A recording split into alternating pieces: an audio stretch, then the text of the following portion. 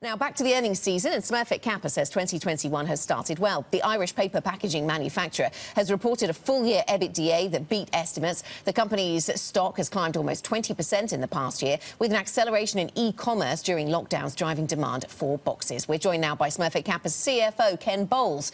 Ken, very good morning. I suppose when we look at your earnings, the big question is, how sustainable is this story going to be? If the pandemic has been something that's driven demand for online shopping and boxes, how sustainable is this performance we've seen?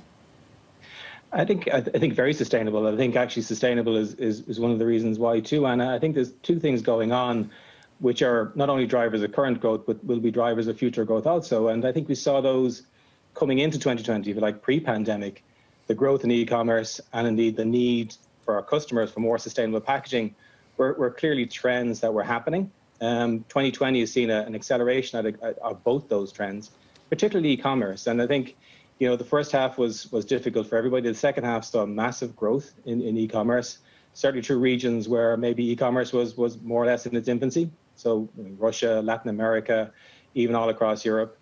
But also, I think we've seen our customers want more and more sustainable packaging. And there will be some level of rebalancing as economies open up. But I think, people who've moved online will stay online. I think there's been a generational shift also where generations maybe who hadn't considered e-commerce are now using it very actively, and they'll continue to do so. So while you'd expect, yes, as bricks and mortar comes back, a little bit of rebalancing as people go back to restaurants, I think the strength and growth of e-commerce is undeniable and here to stay. So, Ken, brick and mortar hasn't come back here in Germany. We're still under lockdown and expecting to be there for a long time. And therefore, everything in our household is ordered online. We collect just a ton of boxes, more than ever before. What kind of sustainable packaging are you working on, and how much investment? How much of an investment is that eating into profits? It's not really eating into profits, Matt. I think it supports that. The reality is, I think we make a sustainable product in a sustainable way.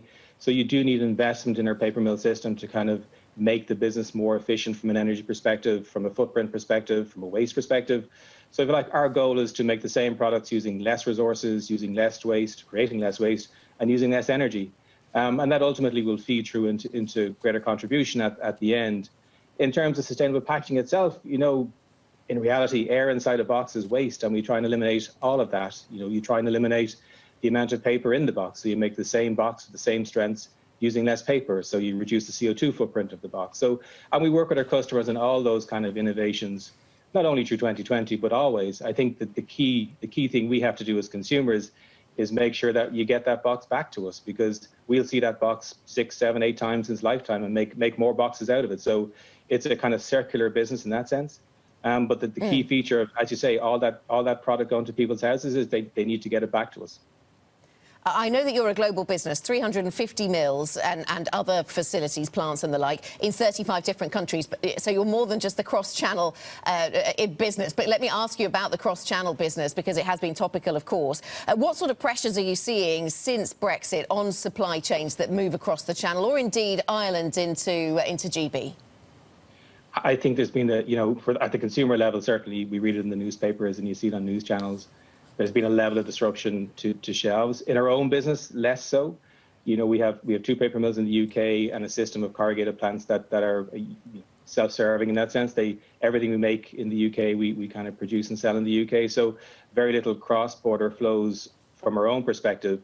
Indeed, our customers would have got to pre-plan some of that disruption coming into the year end and in the early part of 2021 in terms of their own supply chains. So within our own business, less so. But certainly you can see the impact on cost, if you like, through shipping containers being in the wrong place or taking too long to get through ports. So there is a kind of a hidden, unseen cost of Brexit that certainly is there. But in terms of supply chain disruption, we're not seeing too much of that yet. And out of Ireland into the UK, we would have very little cross-border flows as a business. It more comes from mainland Europe into Ireland from some of our paper mills, but very little between the UK and Ireland in that sense. Ken, I just want to ask you quickly if you expect a change in your business due to the change in the White House. Is global trade going to pick up? Is that going to help you? I think an Irishman in the White House is always a good thing, Matt. And so certainly Biden would certainly be I have lots of fans back here in Dublin and indeed across the island. I think, maybe we'll have to wait and see.